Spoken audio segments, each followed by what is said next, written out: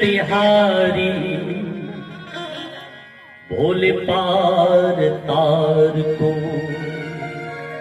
काशी के निवासी नमो बारे बारे हो, नमो बार बार हो आयो शरण तिहारी भोले पार तार दो।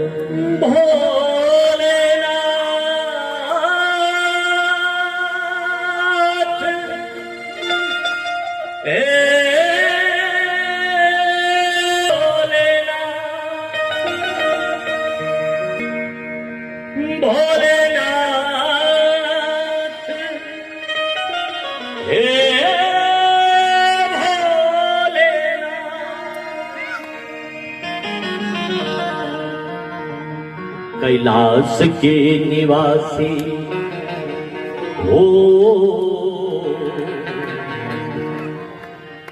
कैलाश के निवासी नमो बार बार हो, नमो बार बार हो आयो शरण तिहारी भोले पार तार को।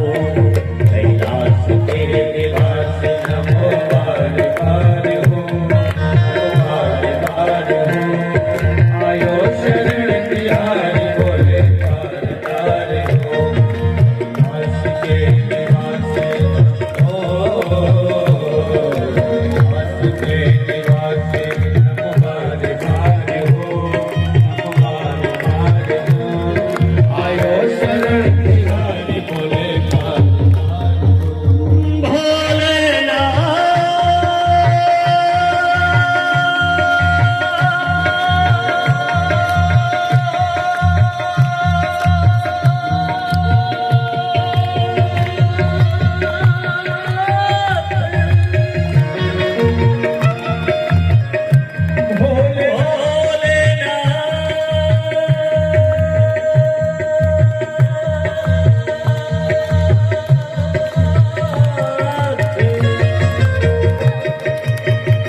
भोलेनाथ भोलेनाथ भोलेनाथ भोलेनाथ भोलेनाथ भोलेनाथ भोलेनाथ भोलेनाथ भोलेनाथ भोलेनाथ कैलाश के निवासी हो, कैलाश के निवासी नमो बार बार, नमो बार बार हो आयो शरण तिहारी भोले पार तार को।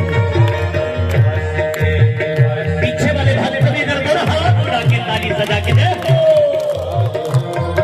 आयो शरण तिहारी भोले पार तार हो, आयो शरण तिहारी भोले पार। हर हर महादेव।